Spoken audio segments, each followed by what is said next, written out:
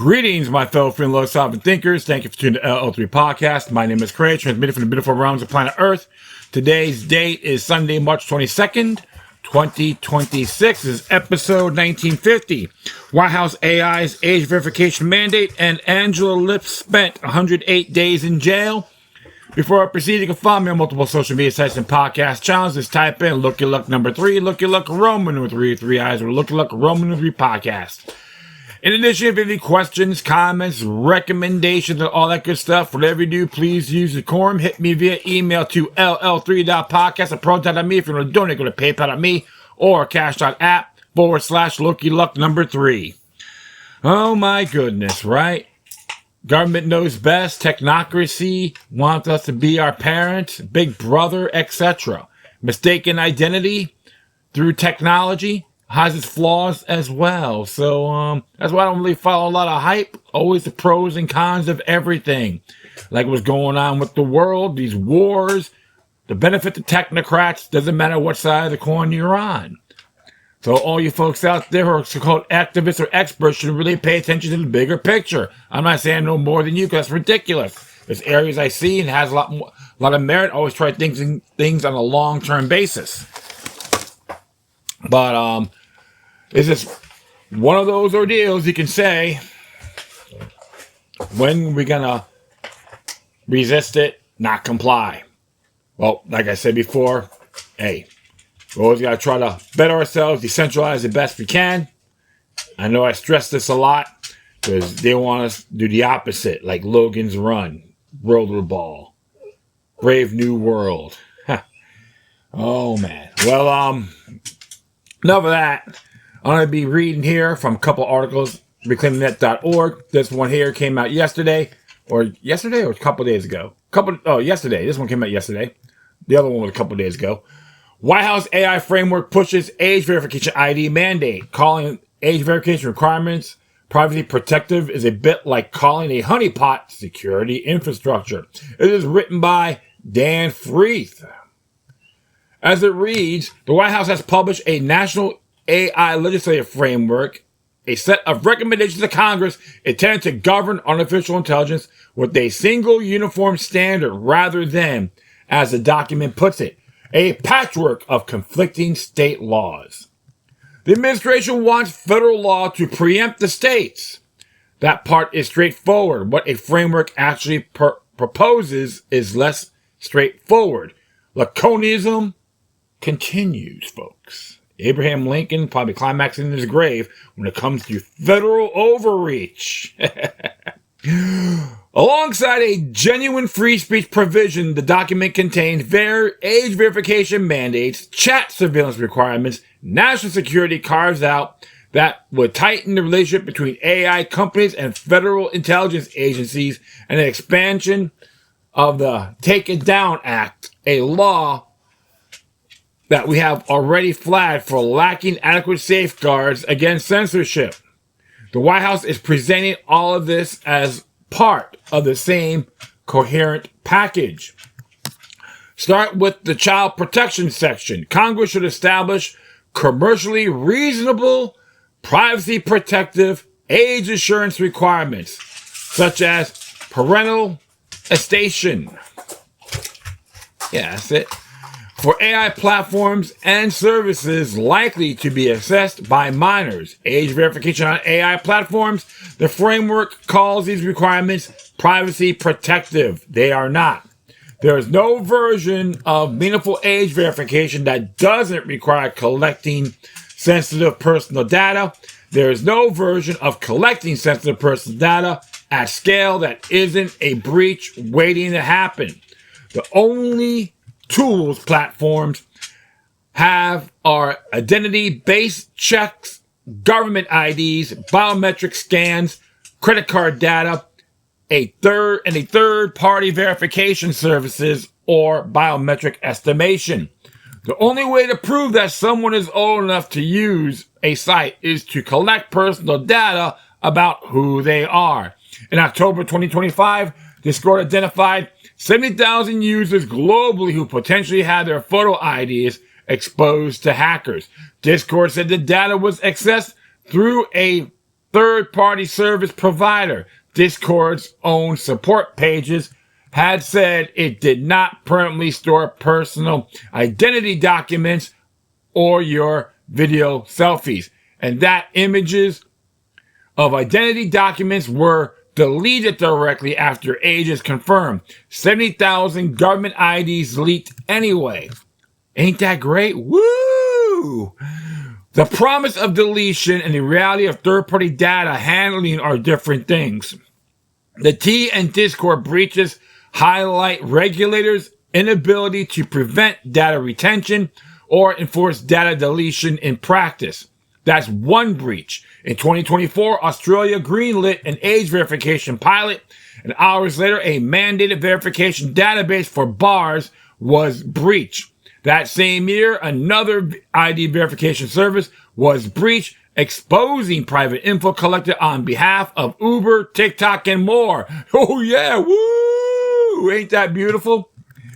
The identity verification company, all 10 ticks, left login credentials exposed online for more than a year, allowing access to data including user's name, dates of birth, nationality, identification numbers, and the type of document uploaded, such as a driver's license, along with images of those documents. That this keeps happening because it has to keep happening.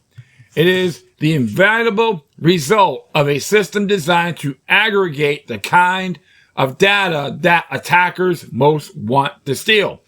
The problem compounds when third parties were involved, which they always are, a platform that doesn't run its own verification infrastructure. It contracts it out.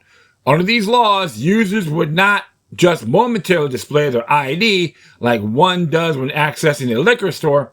Instead, they submit their ID to third-party companies, raising major concerns over who receives, stores, and controls that data. Each additional company in the chain is another breach target, another entity that may retain data beyond its state policy, another entity potentially beyond the reach of U.S. enforcement.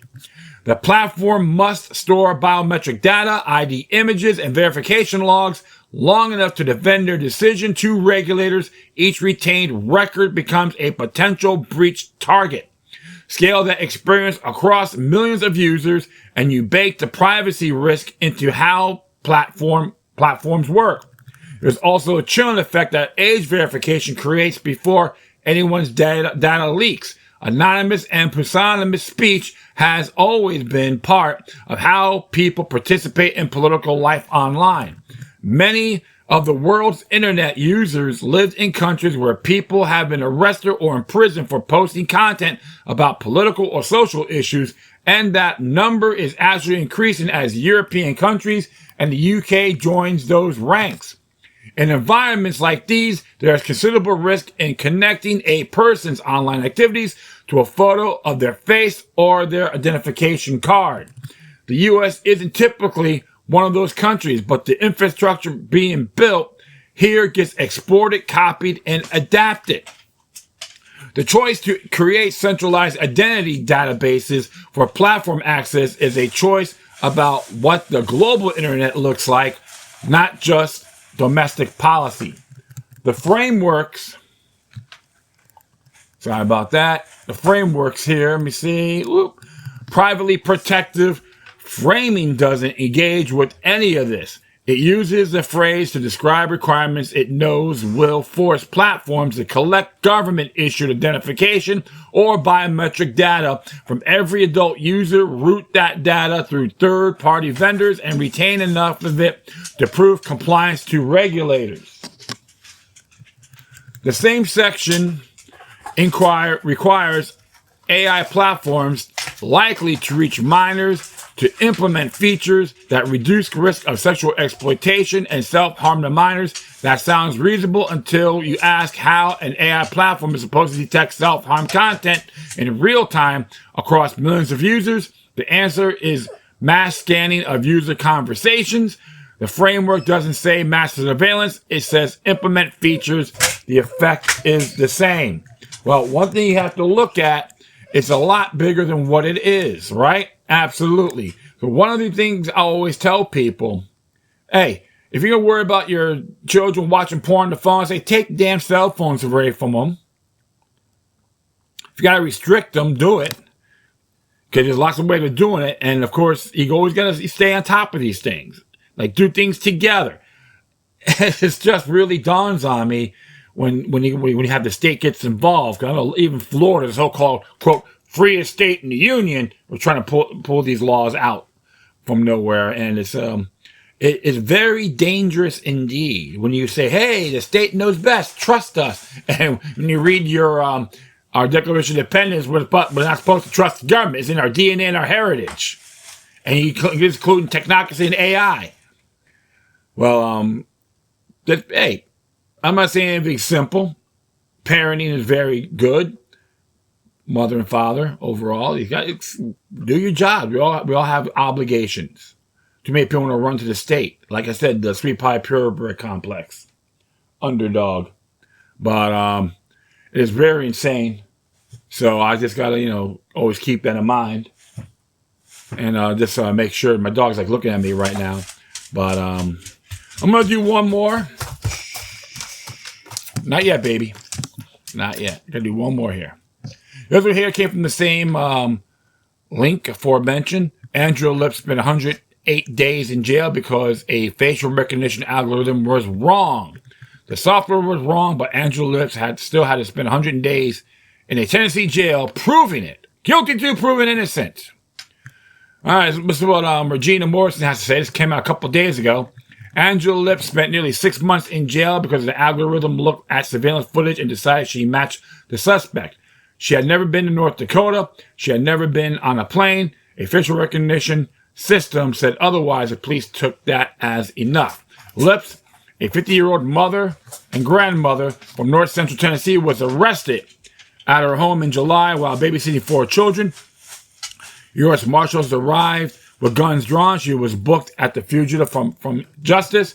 I've never been to North Dakota. I don't know anyone from North Dakota, she told WDAY News. The case began with bank fraud in Fargo.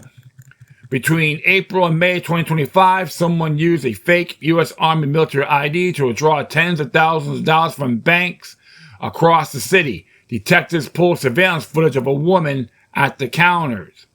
They fed the footage into facial recognition software. The software returned the name Angela Lips. A detective wrote in court documents that Lips appeared to match the suspect based on facial features, body type, and hairstyle. That assessment made software and rubber stamped in a report was treated as a sufficient cause for arrest. Nobody from Fargo police called Lips before the marshals showed up at her door. She sat in the Tennessee County Jail for 108 days for North Dakota to arrange her transport. No bail, 4 counts of unauthorized use of personal identifying information, 4 counts of theft. The algorithm has spoken. Her attorney, Jay Greenwood, told Inform, the only thing you have is facial recognition. I want to dig a little deeper. Fargo police did not dig deeper, but eventually clear Lips was her bank records, which showed she had been in more than 1,200 miles away in Tennessee during every transaction. Investigators said she committed in North Dakota. Greenwood obtained those records and brought them to investigators. Lips was released on Christmas Eve. The story didn't end there. While locked up and unable to pay bills, Lips lost her home, her car, and her dog. When Fargo police released her, they didn't arrange her trip back to Tennessee. Defense attorneys helped cover a hotel room and food over Christmas. A local nonprofit, the F5 Project, got her home. As for reporting from Inform, nobody from the Fargo Police Department had apologized. This is how facial recognition operates. It generates a match, law enforcement acts on it, and the burden of disproving a computer's guess falls entirely on the person whose life gets ended. Lips had produced documentary evidence of her location to escape charges based on software that was simply wrong. Lips' case is not unusual. Last October, an AI system at a Baltimore school identified a bag of Doritos as a farm and notified police.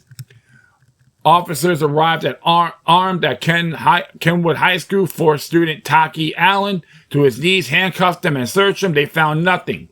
In the UK, Sean Thompson, 39, had just finished a volunteer shift with Street Fathers, a group dedicated to steering young people away from knife crime, when the Metropolitan Police live facial recognition cameras flagged him outside London Bridge Station. Officers detained him for nearly half hour, demanded his fingerprints, and threatened arrest if he has, even as he produced multiple forms of ID, proving that he wasn't the person they were looking for. They were telling me I was a wanted man, trying to get my fingerprint and trying to scare me with the rest, even though I knew and they knew the computer had got it wrong, he said. Thompson is now bringing the first legal challenge of his kind against the Metropolitan Police use of live facial recognition. The man the algorithm flagged as a criminal was spending his evening trying to prevent crime. The technology made no distinction.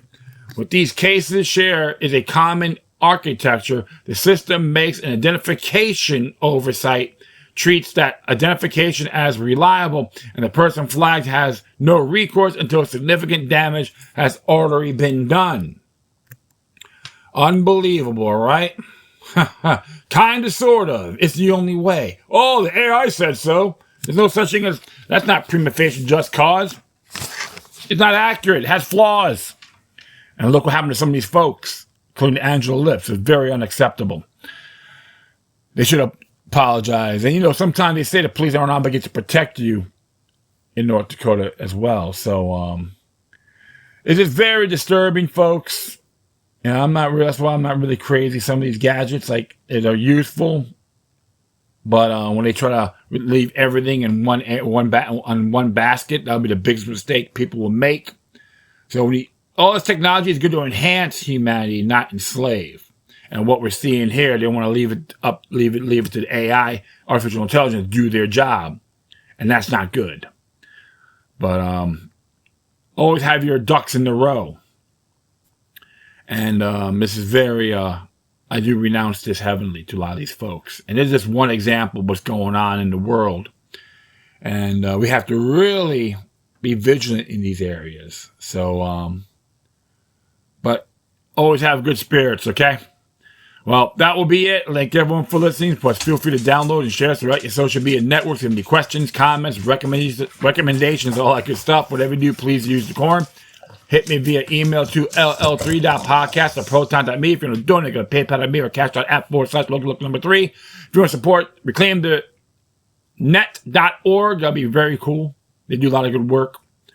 And, hey, just want to spread the information the best we can through multiple avenues. You can do the same. Once again, thank you for your time. Plus, always remember that the demoniac resistance is healthy for the soul and can liberate humanity. Until next time, take care of yourselves. Keep on spreading the love. May your guardian spirits be with you.